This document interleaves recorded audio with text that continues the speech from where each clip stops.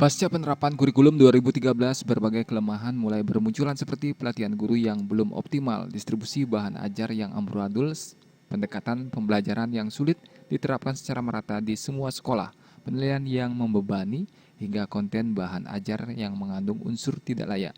Kelemahan-kelemahan tersebut dipicu oleh penerapan kurikulum 2013 yang tergesa-gesa.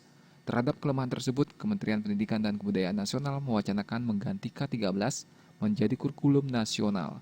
Wacana tersebut menurut praktisi pendidikan Sukla Arnate diharapkan memberikan perbaikan terhadap kurikulum pendidikan di tanah air. Dirinya meminta penerapan kurikulum nasional mengedepankan pendidikan Pancasila bagi seluruh anak didik mengingat mata pelajaran Pancasila tidak ada dalam kurikulum. Selain itu perlu dilakukan koreksi terhadap mata pelajaran sejarah karena belum sempurna dalam memberikan gambaran terkait sejarah bangsa Indonesia.